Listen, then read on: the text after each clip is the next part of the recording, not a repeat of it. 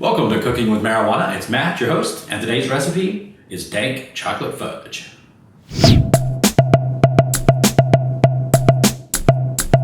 Alright, this old-fashioned chocolate fudge has just a very few ingredients, including marijuana butter.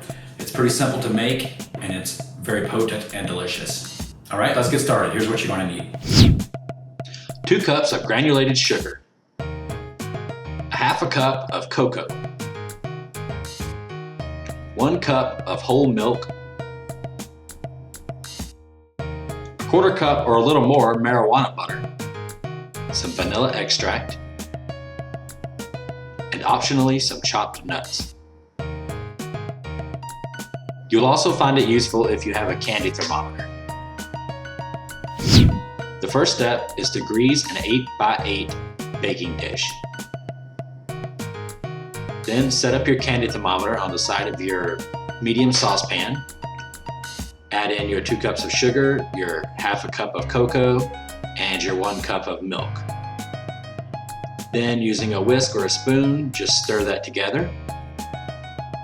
Then turn on your heat to medium and bring that mixture up to a boil. And continue stirring constantly while you bring it up to a boil.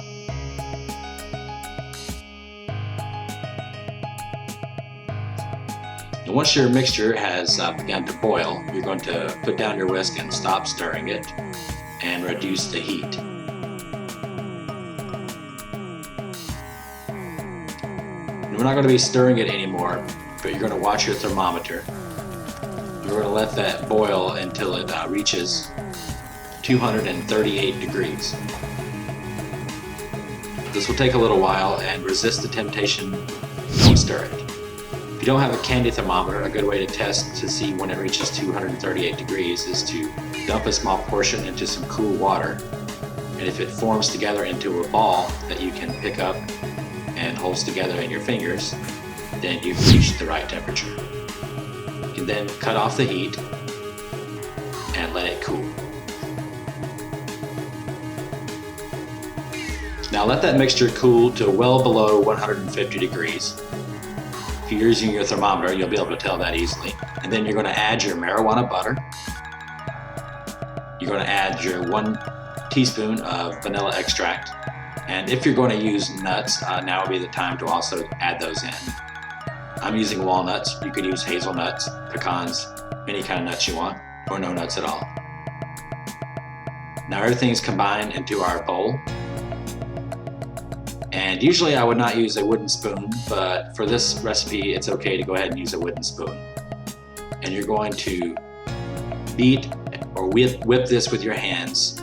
And this is going to take some time, and it's going to take some muscle, and you're going to get to burn off some of those calories that are going to be inside of this fudge. So you're just going to keep on switching hands. It's going to get very tiring, and beat this until the glossiness is gone. And what we're looking for is the glossy shininess that was there before to be gone, and we're going to have more of a thick, matte finish to it. Once you have reached that thick consistency, you're going to spread that out into our waiting greased 8x8 pan and flatten it out even. Then you're going to put it in the refrigerator and let it finish cooling off for another 30 to 45 minutes. And this is a quick, easy cleanup tip. If you put your pan with some Dawn or some dishwashing detergent back on your stove and let it come to a boil, your utensils and your pan will come clean a lot easier than before. Basically, you'll just be able to rinse it out and give it a quick wipe and make the cleanup a lot easier. Okay, now the fudge is cooled.